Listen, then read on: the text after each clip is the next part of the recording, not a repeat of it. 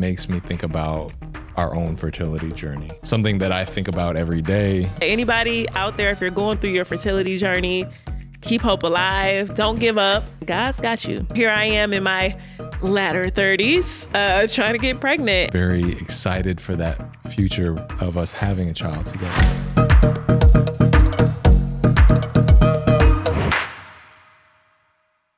Welcome back to The Love Seat. We are your hosts, Lauren and Cameron, and we are thrilled to have you back. That's right, y'all. So this episode is going to be a little bit different. And, you know, it's New Year's Eve. You're probably at home getting ready to go out. Or if you're like me, you're making your vision board, you're doing your to-do list, you got your prayers together so that you can go into the new year right. But we wanted to get with you guys, you know, for New Year's Eve, share it with you real quick before you get into everything that you have to do. Yep. And just share some of our favorite moments that we've had so far this year on The Love Seat, because it's been a lot of tips that we've shared with you guys. And these are good, juicy morsels that you can take with you into the new year. We also wanted to share with you what has been going on in our life. We want to give you more of that because that is what you told us you want to hear. So let's get into it. So starting off, of course, we started off with Matt and Amber Barnett, our very good friends. They had a very, very exciting episode. Now, one of the biggest moments of that was when Amber really let us know how she feels about Love is Blind. One of the biggest things that everybody went crazy with, and we know our season was a long time ago. It's been 6 years. We've grown so far since then, all of us. But I just want to give you a chance to really clear this whole thing up about these student loans. Oh my God. Can we please, so people let's put this to bed. Asking you how much money did you put on my loans? Here's the deal is I screwed up and they took it out of context in one of the scenes that they filmed, like when I was doing my little interviews.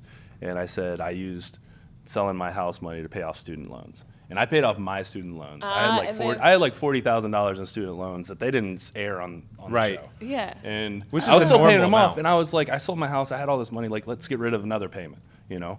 Let's just live He didn't mess up. They did that on purpose. Well, yeah. Because I told them outright I didn't appreciate the initial edit. And what you... And so they're petty. Yeah. I don't know.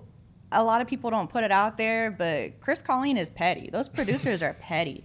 The moment you say, oh, I don't like something, I don't appreciate something, is the moment that they're going to use it against you and edit the exact opposite of what you want. Like, they're...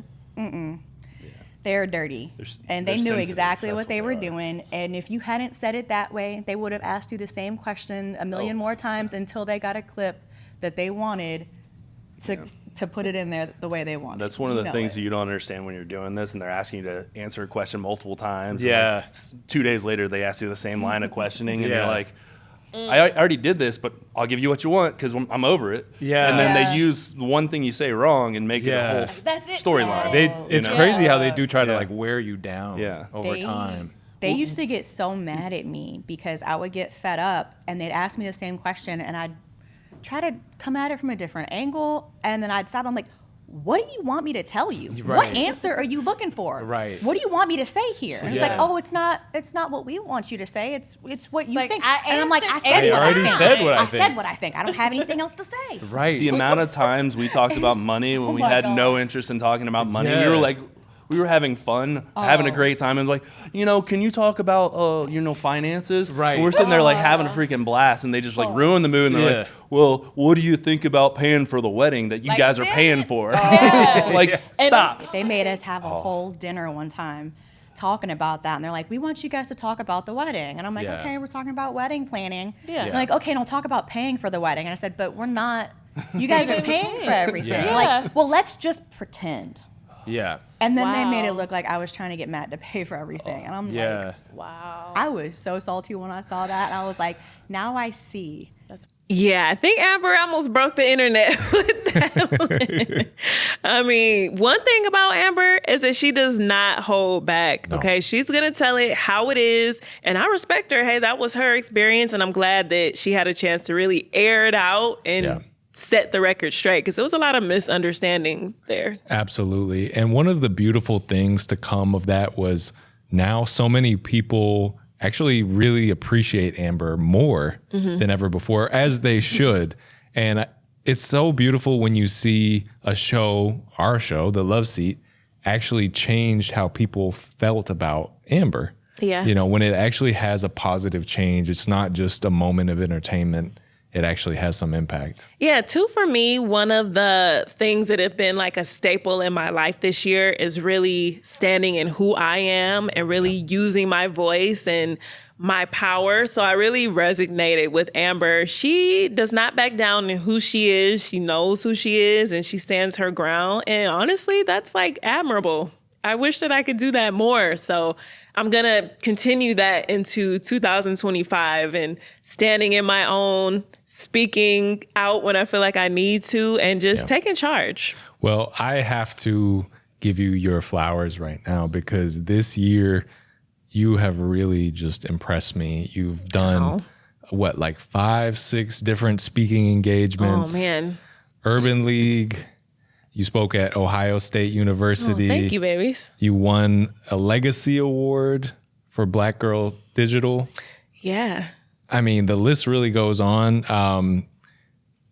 I've just seen you grow in that space as a speaker, and it has just been a beautiful thing to witness. Thank you, baby. I mean, like I said, I'm all about stepping out of my comfort zone, using my voice, and, you know, doing something. And I know that you've been really hard on yourself about your speaking engagements. I need to practice, y'all. I need to, you know, like, this is easy to talk to you guys, but something about when I go on stage to give a speech, my nerves are just like shot. And then I get in my head. And then, so, you know, that's a skill that I need to improve in 2025. That's one of my goals, is my comfortability in giving speeches. But I think growth is uncomfortable, right? Absolutely. So I think that's a sign that you're in the right space because it is uncomfortable. You're pushing yourself beyond your current limits, so to speak. Thank you, baby. That's sweet. So I've been very proud of you for that. Ow. Thanks, honey. One of the big moments of this episode, the biggest episode of this moment, was when the biggest moment of this episode. Yes, the biggest moment of this episode was when Amber and Matt let us know this. I went back to school. Yes. Finally decided on something else I want to do, because Lord knows I changed my major so many times, but sent myself back to school because I felt like we were in a place where I could do that. Like, I had the support and I was mentally there where I could do that. And then over summer break, he just went and knocked me up. And I had to... There's a baby Barnett on the way. Hey. So now, instead So of was this working after on- Cam's party? I think Might have so. been It during. might I have was been like, I during. kind of did the Might have math. been and I during. was Wait, like, drive home. It might have Wait. been during Cam's birthday During? party. Not during. Not Wait, did y'all during, sneak but, like, away? It might have been. Y'all It might was have in the already bathroom? been. It might have already been because I was bartending that party, and I know we were all getting turned. Yeah, we were. So little baby B might come out ready to Party. to throw down with us. Yeah. Yeah. Wow. That Isn't that was something? Oh my very God. very unexpected. Well, the biggest congratulations to you guys. I am so excited. I'm ready to be an uncle. We already talked about like planning birthday parties with our kids. I and know, going I to know. Disney. We need Me to and hurry Kim up. already talked about that. I'm not Yes. pregnant yet, y'all. Not- So let me clear that up. Not yet. Oh my God. Hey. Yeah, just like how I said then. I still can't believe. Oh, excited the dog. Sorry. Yes, y'all, our dogs are here in studio with us because it's the holiday time, okay? Yes. We living a double life right now between work and family home life, so bear with us. But it was so amazing to have them announce that on the podcast. I'm so happy for them. I know that this is something that Amber has really wanted for a long time, so I'm wishing them the best, and I can't wait to help with the baby shower. Oh, I know. They're looking at their aunt and uncle right now, that future That's right. baby. So, baby, when you watch this years from now, when we pull it up when we're at like a family function, and we're like, hey, remember this? Like, your parents came on the podcast? And they'll be like, yeah, whatever. But no, we are your aunt and uncle. So just remember that. And I can't wait. I think Matt and Amber are going to be great parents. That kid is going to have a lot of fun, I would say. Oh, yeah. That kid's going to be fiery. Yes. Yes. That kid is definitely going to be fiery, which we need. We need people who speak their mind. Absolutely. Now, of course, talking about this, it makes me think about our own fertility journey, right? Something that I think about every day, every hour of every day. And, of course, very excited for that future of us having a child together. Me too, baby. I mean, that was a huge part of our year in 2024 is our fertility journey. It's something that we've been going through for 2 years now. So, I mean, for those of you who know anything about fertility, or maybe you don't, it can really take a toll on your body. It can take a toll on your mental health. And I just want to say that Cam has been so supportive the whole way. Even when I was just like, I don't know if I could do this. I don't have anything left in the tank. Cam has really held me down. As a matter of fact, we're in the middle of an IVF cycle right now. Yep. So yeah, it has not been easy, but we both are hopeful. We have our faith in God, and we know that whatever happens is God's will for us. And also, I just want to say thank you guys so much for your support and your words of encouragement. But let me show y'all this clip real quick. How do you think our fertility journeys affected us as a couple? I think it's affected us as a couple because it has made us feel more connected. Yeah. I think we support each other. We're more in tune now. I feel like in marriage or any type of relationship, when you go through something that's big and heavy or, weighs on your hearts, it creates a bond. Yeah. And I think that it's actually made us stronger. I would agree. I would say that when I saw what you were going through in terms of taking the medications, doing the daily shots, knowing that IVF and all this stuff wasn't really something that you naturally wanted to do, but you did it for me. You showed me a new level of love that Don't you start. that I'd never seen before. Thank you, baby. This was another moment of the podcast where I felt like this had an influence, not just entertainment, but I heard a lot of people saying like, this gave me comfort because I too am going through IVF and I felt all alone. And I know we've definitely felt that way going through IVF, where it's like you feel like you're the only person or the only couple going through this, the challenges, the struggles. And I feel so happy about the fact that we could provide some solace to people and even hopefully some information too, right? Yeah, I mean, episode 2 was very special.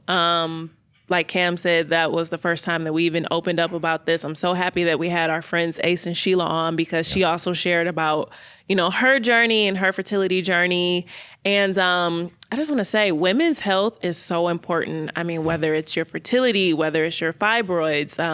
I've shared also this year, I had a myomectomy, which is where you remove fibroids from your uterus.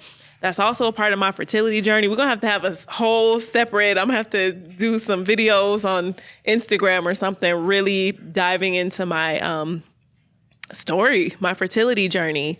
But Shelah said so much great stuff. I mean, if y'all haven't watched this episode, I recommend you guys to go and watch episode 2. I want to dismantle this thought that it's too late. Yes. Because I think that I'm a millennial, and like millennial women were really set up for the okie doke because they told us from when we were little, don't depend on anybody. Make sure you get your own. Always be independent. Go to college. Get an education. Don't have a don't put a man before your, like we were hammered. The messaging was go to college, have something that you can stand on, and then think about a man and a baby. And a lot of us did that, and what that did was it made us older, entering motherhood. We started thinking about making a family later, and then I feel like we just got shamed on the back end. And we were like, wait a minute, but I thought this is what we were supposed to do. I thought it was investing on myself, and so I feel like when 35 and up, they're gonna call you geriatric immediately. If any, I am over 35. If I mention wanting a child, the first thing out of someone's mouth is like, oh, right, wow, okay. The doctors are gonna be like, you're running out of time. Your AMH levels. Your eggs. Like at every turn, it's like a fucking opposite. Sorry, can I? No, yes, you're good. Girl, okay, It's the fucking opposite of a fun house. Yeah. Right? Like, you know, you see the mirrors and you're like, there it is. It's just like, you owe, bitch, you owe. Like every turn. And so for me, Bitch, you owe. yeah, they low-key be saying that. Oh, Bitch, you owe. Yeah, wow. You want to, Yeah. you know you can get a That's surrogate, facts. right? You know you can adopt. Right, You know you have other options. And then even we were talking about IVF, like they just push it on you. And so I'm in this space. I spend a majority of my day talking to women, thinking about women, writing about how we are for our liberation. How can women reclaim all the lost power that society takes from us at every turn? This is the ultimate seat of that power in the sense, for me, in my particular journey, where if I can sit in my knowing, if I can sit that I can do this and trust in myself, I wonder who I'd be on the other side of that. Because right now, I feel like the messaging is getting to me a little bit with the like, well, maybe I need to do IVF. Maybe I need to do that. And I've already done surgeries. I've already been through so much that I know me and you were talking. It's like sometimes you have to think, how far do you want to push yourself? Because you want this baby, but I also care about myself. My mental I health. also care about what I'm going through. Yeah. Like, right? So I think if I could dismantle that thought within myself that it's too late. Right. You need to rush. You need to, that I think I would be in a much more free and like powerful, empowered position. Yeah. You know, I am so glad that Shelah said that because it needed to be said. There is such a double standard there where we're told, hey, do not have a baby, go to school, get a job. And then when it's time, when society says, hey, it's finally time to have a baby, we're realizing, oh man, we're not at our peak fertility anymore. And that sucks. Yeah, I mean, that's definitely something that I can relate to. All throughout my life, my family's always like, you gotta go to school, you gotta get your degree, you gotta do this and that. And so that's been like the main focus of my life. And, you know, here I am in my latter 30s, trying to get pregnant. And I just want to say, anybody out there, if you're going through your fertility journey, keep hope alive, you know, don't give up, and God's got you. I also want to say, if you are thinking about kids, even if you're not thinking about kids, go get your fertility assessed, whether you're a man or a woman, or I mean, you know what I'm trying to say. Men and women, they both need to get their fertility assessed. It is so important. You know, I wasn't thinking about kids until I met Lauren, but you know, things can change very quickly is what I'm trying to say. So get your fertility assessed. It'll give you peace of mind. If you're a woman, consider egg freezing.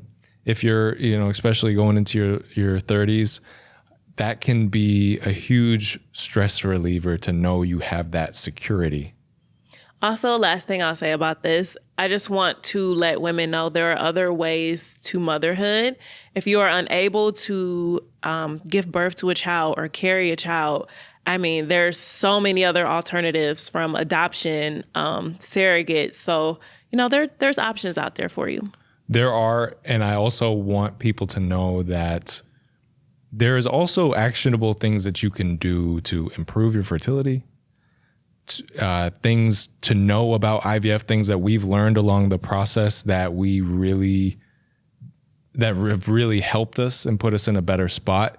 I mean, we are going to do another podcast episode where we dive deep into this. Now, speaking of taking responsibility, one of the things I loved about episode 4 with Brett and Tiffany was how Tiffany talked about being a complete person going into this relationship. Let's watch. What I loved about Brett's story and what drew me to him was like his resilience. Yeah. I thought he had a beautiful story, and I'm glad it was told. Yeah. But at the same time, the reason why I connected with him was because we had like more similar experiences. I was like, I can identify with this person. This is somebody that I can see that would understand me, understand my struggles, my family, and somebody that I knew didn't have like everything handed to him. Yeah.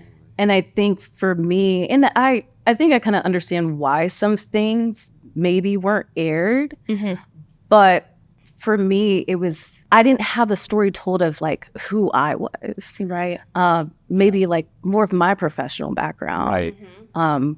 Why maybe he fell in love with me as well. I wasn't I didn't join the show to say like, hey, I'm looking for a husband. No. Yeah. I want somebody to fit into my life because Okay, I felt that's like great. my life was already great. Yeah. And so just kind of going into like my career, how I started out in Houston, how I actually moved to Seattle. I was working for one of the biggest companies in the world. I worked my way up. I was financially secure. I had a wonderful friend group. So just really giving Brett the background of like who I was as a complete individual. Yeah. But then also a little bit of the work that I did on myself because of the struggles that I went through in my dating life. I had a situation, a dating situation that ended badly, and how I had to pick myself up and start from ground zero. That story wasn't told.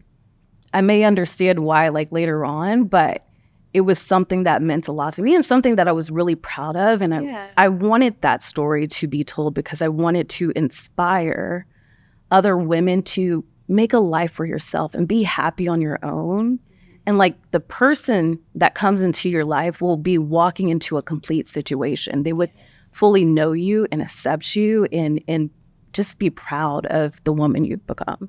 I loved having Brett and Tiffany on the Love Seat this year. First off, I was just happy to kind of hang out with them because that's something that we've been wanting to do for a long time. It's one of you all's favorite episode. And they are just such an amazing couple. Like they inspire me. Yeah. Yeah. They're very equally yoked. They're very mature, calm, cool, collected. We love to see it. Though I love the fact that Tiffany brought her dance moves to the episode. But this may have been one of my favorite moments in the episode. Check it out. So this one's more merengue. Yeah. Hey, merengue. Just think about dancing on the beat. Hey. Did y'all see those moves? Did y'all see Cam's hips? I was getting Going down, back and y'all. forth I from was Brett? getting down. Yes. Definitely a time to remember. Maybe we can have more of them in 2025 on the Love Seat. Absolutely. We need to incorporate some more segments, maybe some games, some dances, some rap battles. I don't know why I just said that. Oh, But you feel like rapping right now? not right now. I don't know. You brought it up. I did bring it up, but You want to have a rap battle? go ahead, baby. No, it's okay. We can't keep the people here all day. They have parties to get ready for, you know? Yeah, they that have battle, vision boards to Man, make. that would go on all night. Jeez. Yeah, no, they were really a light to have on the show. What did you take away from that episode? Oh gosh, so much. I mean, I just think that their maturity, like I said, is so inspiring. And what Tiffany said about how it affected her being a complete person. She was in her job. She knew what she wanted. And she wasn't looking for someone to complete her. She was looking for someone to add on to what was already there. I think that that is a huge, good, juicy morsel that a lot of people need to hear because so many people are like, I need someone to complete me. Yeah. You know, I need this and that. It's like, no, bro and sis, you have to be complete already, or at least working towards being complete yourself. Yeah.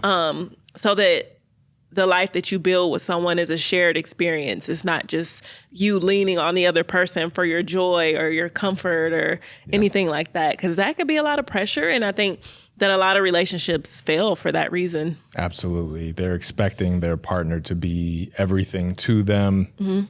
And it does kind of breed clinginess in a way sometimes, or, you know, thinking about like attachment styles, like that anxious type of attachment style. It's something that I think is so important, is to work on yourself before getting into a relationship. And I think that in working on yourself, you attract more people to you. Yeah. Because I Confidence. I see with our supporters all the time messages about like, oh, where do I find the right guy? Right. But it's, one part of it is putting yourself out there. And the other part of it is feeling complete and doing that self-work to feel that way, because ultimately it leads to confidence too. And when you have that inner confidence, it radiates out. People are attracted to it. You know, I knew when I met you, your confidence was there. Oh, thank you. Yeah. And Was it? It was. Yeah. Good. Yeah. Yeah. I mean, just your energy. I mean, I could feel it through the wall. Oh, good. Yeah. Good. Because I feel like now I'm still working on my confidence. It's funny, like becoming a public figure in some ways has chipped away at my confidence. And that's also something that I would like to work on more going into 2025, which goes back to my original point, standing in who I am, using my voice, and knowing who you are. It can be, It affects everything in It your can be life. tough when we put ourselves out there, and inevitably, you know, just the law of averages, someone's going to say something negative. Yeah. You get 99 positive comments, you get one negative one, and that's the one you remember. And that's for everybody, even you at home. Like, you know, if you're someone that shines at work or you shine in your family, it's always that one person that's like, well, who you think you all that? Because this and that. And it's like, yes, I do. I do think I'm all that. And I am, because I work hard and I do what I need to do to be the best version of myself. Like, there's nothing wrong with that. That's the confidence that, you know, radiates. Yeah. And I think what helps me is I try to remember that for people who are negative to others, regardless if it's social media or in person, it's usually a reflection of their own internal state, a projection of their own insecurities. You know, otherwise, why would they do it? Yeah, it has nothing to do with you. It's all about them. Yeah. Yeah. So just keep that in mind if you are getting negative feedback from people. I mean, easier said than done. We're all human. We can't all be like robots who just don't feel when someone says something negative to them. But if we remember the fact that this is probably coming from a place of hurt and insecurity on their own part, I find that really helpful. Absolutely. Today's episode is brought to you by Alma. Now, when I was first looking for a therapist, I had no idea who to choose. And when I finally found someone after sifting through a huge list of names, they didn't even take my insurance. I've definitely been there. Therapy has significantly impacted my life, but that initial search can be really intimidating. Finding someone who gets you, it shouldn't feel like guesswork. And that's exactly what I love about Alma. They make it easier to find a therapist who resonates with who you are and what you've been going through. At Alma, you can search their free directory by what you want to focus on, whether it's anxiety, relationships, or big life changes, and then filter further by preferences like gender, faith, and more. Plus, over 95% of therapists at Alma accept insurance, so finding affordable care is much simpler. And you could book a free 15-minute consultation call before committing. That means you can test the waters, ensuring that you feel comfortable and heard rather than just settling for anyone. If you're considering getting licensed expert help for your challenges, try Alma. Don't let the hassle of searching hold you back from the support you deserve. Alma can help you find the right therapist for you, not just anyone. Visit helloalma.com/loveseat to get started and schedule a free consultation today. That's helloalma.com/LOVESEAT. Another one of my favorite moments this year so far in the Love Seat is in episode 5, and we had Pastor Cal on the show. You guys may remember him from Married at First Sight, but he was dropping gems. I know I say dropping gems a lot, y'all, but no, seriously, take a listen to this clip. I really love in the book, you lay out what you call marriage CPR. So that's commitment, passion, and respect. What really stood out to me was you kind of flipped the paradigm of passion on its head. And you say that passion is under your control, that because so many people get caught up in this idea that they need to feel like they're in love, that they're falling in love. But you say, no, passion is something that you can cultivate through loving acts. Yeah, man. Can you kind of expand on that? You read the book. Oh, I read the book. That book now. Yes. Who's right? We're taking notes. Like, this is. Come on. That's awesome. No, and I believe you. Thank you so much for pointing that out, Cameron, because I do believe that we get sidetracked when it comes to passion and feeling and what have you, and it is under our control. And it's on, but. Okay, let me put it this way. We often mistake passion for love. Yeah. Mm-hmm. Yeah. And we often mistake feelings for love. It's not. It's not the same thing. Now, do feelings accompany love? Absolutely. But love is a principle, okay? It is an intellectual decision you make to fulfill another person's legitimate needs. It is not your feelings. And anybody who's been married, like you guys have been married for more than 5 minutes, you get that. Yeah. Because there are times when you don't like each other. Sure. Yeah. There are times you're going to look at Not today. I love him. Not today. You love them today. Yeah, I love But yesterday, that's a different story. yesterday. But there are times you're going to look at each other and you're going to say, oh, God, you're getting on my last nerve, you know? Well, what keeps you through that? It's not the feeling. Yeah. Because if love is a feeling, then if I feel good about you, I love you. If I don't feel good about you, I fell out of love. Yeah. That's why I say in the book, I said, that you don't fall in love. Because every time you fall, you get hurt. Whenever you fall, you have no control over it. You grow in love. Love is a seed that's planted. And then you grow into that thing. You grow by nurturing it. You grow by watering it. And you have control over how it grows. Yes. And that is what commitment looks like. It's growing. It's not falling.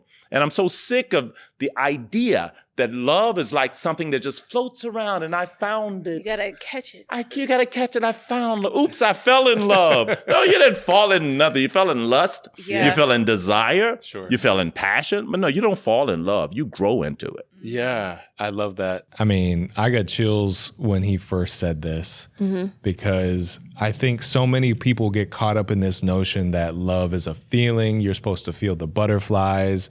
There's this expression of falling in love, or I don't have the spark anymore. But love is a principle. It's a decision to love that person every day, to care for their needs, to be there for them regardless of what's going on. Yeah. I mean, I feel like love is a willingness. And just in the 6 years that we've been married, that's something that a point that we've come to time and time again, making a choice to be there and not walk away because something gets difficult or hard. It's just like, no, I want to make this work. Yeah. I mean, you see it all the time. People very quickly want to hit the bail button when that puppy love phase ends. Now, I'm not going to lie. Sometimes you need to get out. Oh, okay. yeah. Sometimes you need to jump ship, put your parachute on and jump out the plane. Okay. Just because it's not healthy. Yeah. And that's okay too. But you have to know the difference when something's toxic and you need to leave, or when you're just tired of dealing with the person. When it's something you could be like, well, maybe I could be a little more patient, Right. Yeah. And I think we should have a whole episode dedicated to that particular question of when is the right time to leave and when do you work it out? Absolutely. Because there's so much to dig into there. Yeah. But Pastor Cal, really, he flipped a lot of these stereotypes about marriage on their head. And I really appreciated that. Yeah, I mean, with this being our 6th year of marriage in 2024, our 5th year, completing our 5th year of marriage. No, it's been 6. Oh, 6? Yeah. See, Lord, I'm already getting old. How old am I? What day is it? And we're working on year 7 right now. What day is it, Lord? Yep. I got gray hairs. I don't know where I'm at. I know. Our gray hairs have really started to come out since we've been married. Hey, don't be telling on me. Excuse me. So what's something that you learned about our marriage this year? Oh my God. Well, the way I've said this already, but the way that you have handled this IVF process has made me fall even deeper in love. It's shown me your strength. It's shown me how much you love me. Oh, baby. And I remember like the first time you were doing the shots, you were having a really hard time with it. And then later on, you were just like a soldier, just like, psh, psh, psh, psh, and you just ran through them like it was nothing. Oh, baby. And I was like, wow. Yeah. And another thing that I've learned is that I have needed to step up in instances that, how to really express it? I guess the way to say it is I've focused more and more on how can I reduce the stress in your life, which is something that we talked about in the episode with Emily Nagausi. But I've been focusing on how can I let her live in her feminine energy as much as possible and dwell in my masculine energy as much as possible. That's a good one. I feel like it's helped our marriage, our relationship, and seeing you in your feminine energy is such a beautiful thing. Oh, thank you, baby. That was actually going to be one of the things that I said that I really learned about our marriage this year is just letting go and, how I really appreciate having a partner, especially going through the IVF stuff, because y'all, I'm going to be honest, fully transparent moment. I'm one of those people that's like, I can do it on my own. Like, I don't need anybody. I don't like to cry in front of people. Yeah. Even my husband, sometimes I've grown more than that. Now I'll cry before he does, which is crazy because y'all saw the show. But just the comfortability that we've grown into in our 6 year of marriage and our partnership and how strong it is has been amazing to witness front seat. I can't imagine where we're going to be year 10. We're going to be picking each other's boogers and stuff. I mean, I try that and you just won't let me. Oh my God. Okay, next. Let's move on to the next episode. Our next favorite moment. In the uncomfortability. No, let's go. Speaking of uncomfortability, okay, one thing that makes me uncomfortable sometimes, y'all, is talking about money. Yeah. And that's what we did in episode 6 with our rich BFF, Vivian too. How do you talk to people? Because there's a lot of fears around investing, and I'm sure you've heard them all. Yeah. And Lauren's included. I'm getting into it. It's just scary. So a couple of these fears are, of course, fear of losing money. Yeah. There's also the fear that they just don't know enough about investing. And then there's the fear that they don't have enough money to get started. What do you say to these people to kind of get them to know that they can invest? Yeah. I mean, you're too broke not to invest.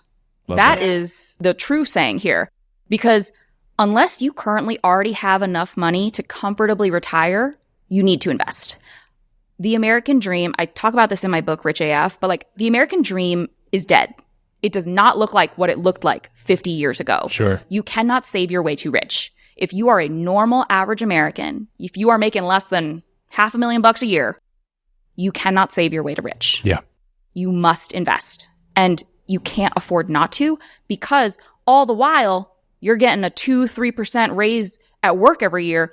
The cost of eggs is 20% up. The cost of meat has doubled. Like, everything is so expensive. The cost of living has gone up. I mean, the cost of a college education has like 4 or 5x. Yeah. It is now cheaper to rent than buy in 70% of all US markets. Like, you literally cannot afford not to invest. It's something that every single person has to do. And I don't want to hear the excuse of, well, I don't have a lot of money. Like, only rich people invest. How do you think they got rich? Right. Yeah. Like, especially now in this day and age, there are so many amazing outlets that allow you to invest for as little as $1, $5, $10. You don't need to have hundreds or thousands of dollars to invest. There are fractional shares. You can literally buy a sliver of a sliver of a sliver. And that is going to allow access for people who have historically been shut out of the investment market. And this is great because it's going to help democratize that finance. But we have to democratize financial education while we do it. Absolutely. Otherwise, people still aren't going to know what to do. Vivian really dropped some huge gems this episode. And by the way, we're going to start a love seat drinking game where every time we say dropping gems, you take a drink. Because it's gems being dropped. There's so many gems, y'all. You need like a bucket for your gems. You need to call like the little guy with the little glasses thing that looks at the gems. No, she dropped some real gems. One of the big ones for me was you can't afford not to invest. Everyone has this notion that, I'll just save it up. Investing is risky. It's like, no, saving is more risky than investing because when you save, you know you're going to lose money to inflation. You're already going to lose 3% a year to inflation. If you invest on average, you're going to make more money than just saving. Y'all, I am so proud of myself this year, okay? Because in 2024, I finally got an investment banker Yes. I started investing. Cam has been bugging me to do that since we got married. And I was like, is he after my money? He's like, no, I'm just kidding. And I was like, look, just do it for yourself. Why you keep asking me about my money? No, I'm kidding. But I feel so good. I feel like an adult, you know, and I'm grateful that Cam is trying to help me see the long road and not just the fun right now, you know, especially since we're trying to have kids. We have to think about the future. So it can't be all purses and shoes, Lauren. I'm still battling it, y'all. No, I mean, I want us to establish generational wealth so that, you know, our kids can have money and they don't have to necessarily want for anything. I was just going to say, I definitely look forward to growing more in that department in 2025, like investing, starting a business. Hopefully y'all support, you know, and just growing as a businesswoman and really buckling down in that department. Oh, absolutely. And this podcast has been a new business that we've started. And I'll be real, it's been challenging. Yeah. You know, we've done so much of it ourselves. We've had some amazing help. You know, shout out Tiffany, shout out film crews, you know, Macintosh Bros. Cork Bros as well. Drea for the photography. We've had some great help, but, you know, we've been writing the episodes. It's a lot of work. Filming, like scheduling guests. I mean, all of it, you know, anyone who's done anything like this, it's a ton of work. And I mean, it's been tough, you know, because you want the show to blow up immediately and be a huge success. We've had some success, but I don't know. What do you foresee for the road ahead? Oh man, for the show? Yeah. I mean, just growing and getting better. You know, getting better with time, developing. Well, sure. Yeah, I mean, it's a whole, I could go into a whole speech about what I see for the show, but the main thing is just continuing to grow our platform here and connecting with the audience. With that being said, wrapping up our flashback to episode 6, investing doesn't always have to be money, you guys. You know, it can be investing your time into something, you know, going into 2025, investing your energy into something or people. So just keep that in mind, you know, as we wrap up this year, think about how you've been investing things that are important to you, time, money, energy, and how you want to better that going in 2025. Absolutely. And to continue on this theme, you have to be proactive about these things in your life. You can't bury your head in the sand and pretend they don't exist. You have to be proactive and say, look, how am I going to grow my money? How am I going to make the best use of my time? Are these friends serving me the best that they can? And am I serving them the best way that I can? Or are they draining my energy? Same with relationships. Some family members too, shoot. Well, you know, if they're acting up. Yeah. Might be benched. You might be benched for a little bit. Sorry, bud. Cut them off. No, I'm just saying. Hey, but if you need to, you know, it's like that sometimes. Now, it's the end of the year as we keep coming back to, it can be a stressful time. This year had a lot of stress. I know we all went through it. God. One of the things that I loved about this season was we had Emily Nagausi on, and she told us how we can deal with those stress cycles. What does it mean to really close out the stress cycle? Yes. So the difficulty is that we live in this very modern world, but we live in these very ancient type of bodies. Sure. So our stress response is designed to help us when we are, for example, being chased by a lion. Right. And how being chased by a lion works is so simple. It's so simple. You see the lion, your body floods with adrenaline and cortisol and everything. And then what do? Get out of there. Yeah. Fight or flight. Yeah. So, like all that chemistry is there to activate your body to be able to run away from this stressor. So you run back to your village and somebody sees you running away from the lion. And so they invite you into there and they shut the door and the lion's like, this incredibly persistent lion. But eventually the lion goes away. and you watch it disappear. And you feel your chemistry change. You feel elated and grateful to be alive. And you love your friends and family. And you're so relieved. And you want to share the story with everyone. That's the complete stress response cycle. And it's easy to think that it was getting rid of the stressor that caused the completion of the stress response in your body. But it was actually the running that did it. Okay. So we are, alas, almost never chased by lions these days. Our stressors I wish we tend to were. be what are called chronic stressors. It is work and money and kids and our partners and the state of the world, right? Those are things that you cannot literally run away from. Sure. But it turns out the process of dealing with all the stressors in our lives requires a totally different skill set than the process of dealing with the stress itself. The stress has to be completed with a separate set of skills than the skills you're using to deal. Like if it's your boss, if your boss is a stressor, which for so many of us, a boss can be a stressor.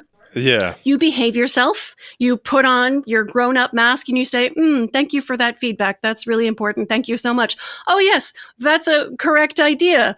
You say to the person saying the idea that you just said, but you smile and you're nice, even while your body chemistry is like, I want to reach across the table and right? So like you behave yourself and you deal with the stressor, but then you go home and you deal with the stress itself. So there are lots of evidence-based ways for your body to complete the stress response cycle. Obviously, the most efficient one is going to be physical activity because your body knows that movement means that you have escaped the stressor. Okay. Even if you haven't actually, like your boss is still going to be there tomorrow, but you complete the stress response that got activated today. You reset back to baseline of relaxation, and then you go in and deal with it again. I can really appreciate what Emily shared about stress cycles because it made complete sense. And honestly, since that episode 7, I have been making an effort to work out more because I'm someone who suffers from stress and anxiety. I've shared that. I feel like we need to do a separate episode on anxiety in 2025. Yeah. Because a lot of us suffer from it, but like using your energy, taking that fight or flight response and turning that energy into like working out or moving your body is so important. Absolutely. And the fact that the stress cycle connects back to physical intimacy was such a huge insight for me when I realized, hey, if I can reduce her stress level down, that's going to open her up for more intimacy. Mm-hmm. I think that is a problem that probably many couples face. Mm-hmm. They don't even realize how big of a factor stress is. Yeah. You know, they think, oh, I just light some more candles or play some sexy music and that's time to go. But no, like stress can really make you think only about that fight or flight response. Yeah. And you know, like Cam said, we've all been stressed this year. Okay, it's a lot going on in the world and social media can be stressful because it's overstimulating. So I think that the key is just learning how to manage it so that it doesn't spill over into all of these other categories in your life and can affect your quality of life. Yeah, yeah. So that's definitely something for y'all to Yeah, I'm there with y'all. Shoot, I'm trying to figure it out too. Yeah. We're all trying to figure it out. At the end of the day, we're all trying to figure it out. Even though we are giving like this advice, it's like, you know, we're on the same journey with you. Yeah, this is for us too. What are some things that you do to manage your stress, baby? That's a great question. I do Muay Thai. That really helps with my stress. You know, I love to punch and martial kick. Arts. Yes, martial arts. I love to fight and just be physically active. You don't have to fight. You can punch or kick a bag. Mm-hmm. But it's like Emily said, like you're completing that stress cycle. Our bodies were set up for getting out of a dangerous situation or fighting off someone trying to hurt us. Mm-hmm. So for me, that works. What about for you? For me, lately, I've really taken to swimming. Yes. I think that the breath work, the breathing in, breathing out, moving my body in the water. It's not a lot of stress on my joints, but it's something peaceful, and it helps me to center my thoughts, because I find that when I'm swimming, I can't think about anything else, or I'm going to lose my breath, or I'm going to like go off into an angle. Like, I just have to concentrate on being present and what I'm doing at that moment.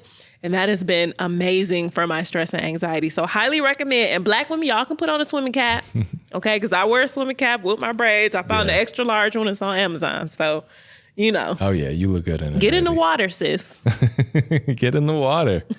and really, whatever physical activity you want to do is cool. You know, just complete that stress cycle. I also think, and I know I've told you about this, but finding a hobby that's not like a side hustle or something that you need to achieve something necessarily. You know, for me, that's been playing video games.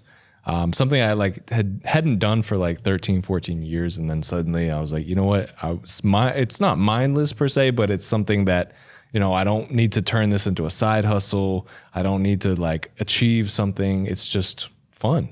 Yeah, I definitely need that. That's on my goal list for 2025, is to find some hobbies. That's not work. That's not work. And family. Because when you're creative, you might think a hobby might be like, oh, I'm going to paint, or, oh, I'm going to write a comedy sketch. Which it can be, but it just has to be for fun, not to be like, oh, I'm going to make this a part of work. Well, then you're like putting pressure on yourself, like, oh, I need to do this. Like, why am I not creating as much as I wanted to create?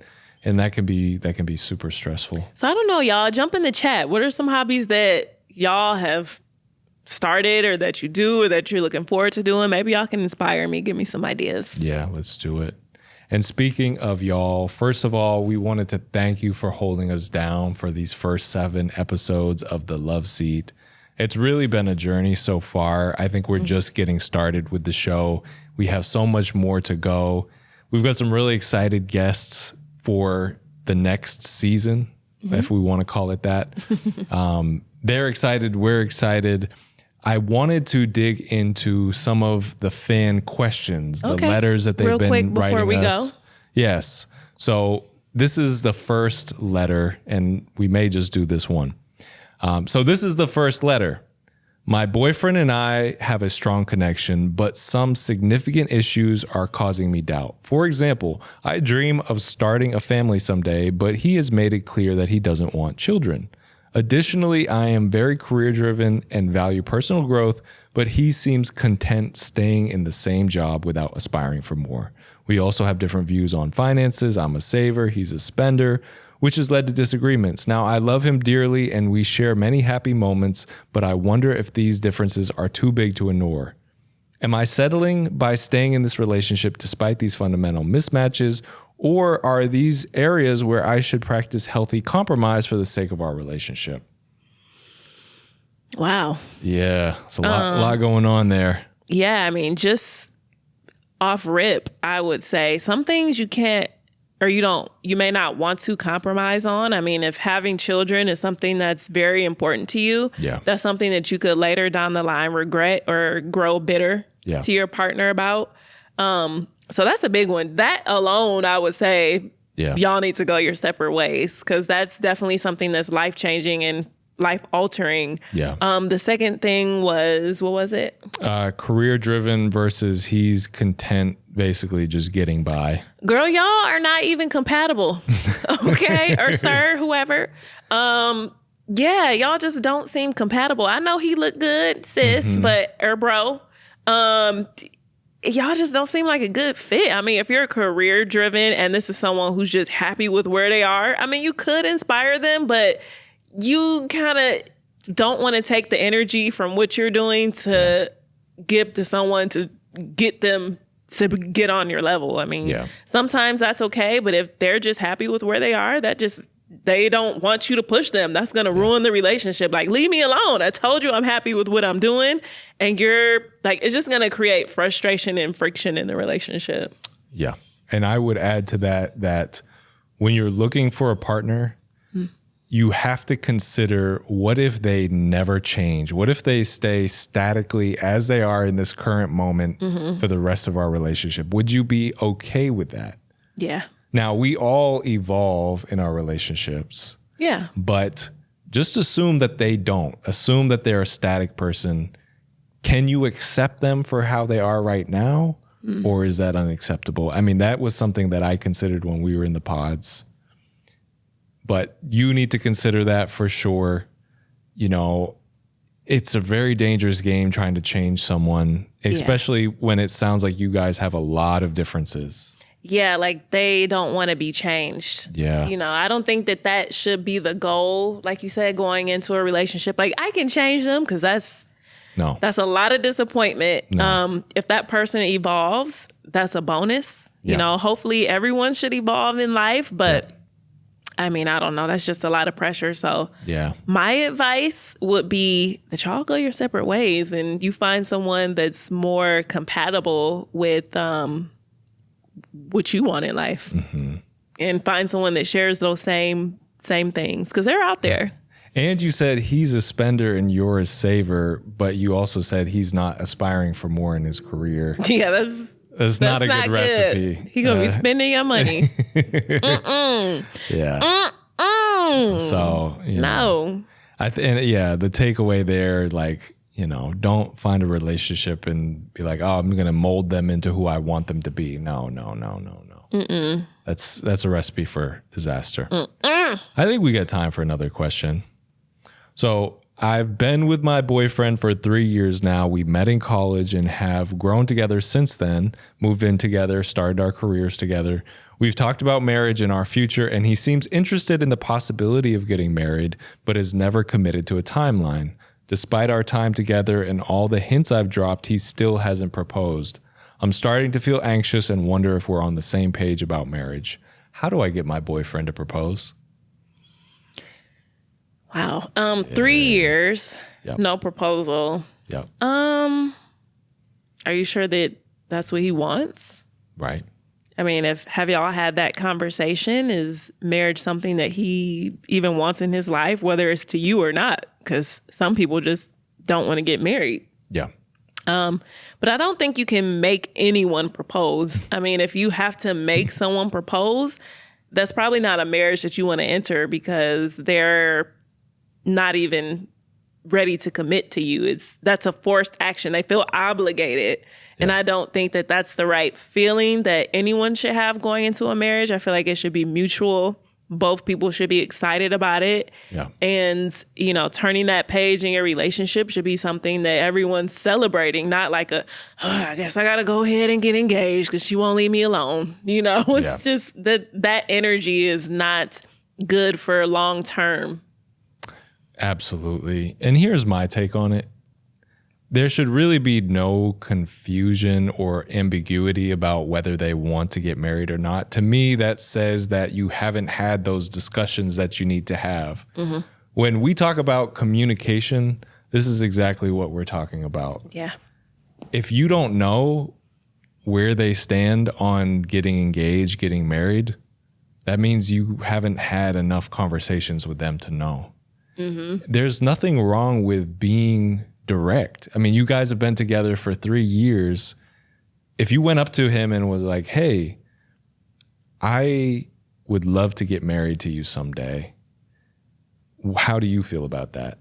Do you want to marry me? Is that something that you think you might want to do soon? I mean, I know people are so shy and so afraid to have these conversations that can be uncomfortable. But you need to do it. You know, it's again going back to that putting your head in the sand thing. You can't shy away from life. No. You have to embrace these situations and have those difficult conversations, those uncomfortable conversations. Mm-hmm. Yeah, you got to speak up. Speak for what you want and assess the situation and move accordingly.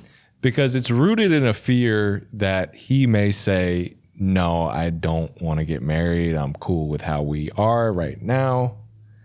But if that's the case and you really do want to get married, you're really just harming yourself and him because you're not on the same page. If you're waiting for him to change his mind, I mean, I think if you're in a relationship for 3 years, you know, that's enough time to decide. Well, thank you for joining us on our episode of The Love Seat, our wrap up of all these episodes for this year. It's been a blast. Yes, I hope that you all had a blessed 2024. And even if 2024 didn't turn out how you thought that it was, believe me, there are still blessings in that because you got some lessons. Yeah. And what you thought were losses, but they're really lessons and how you can move forward and improve for next year. So I'm just sending you guys lots of love, lots of blessings, lots of success in the year 2025. And we'll meet y'all on the other side. We can't wait to grow and evolve with you. So we will see you next year right here on The Love Seat.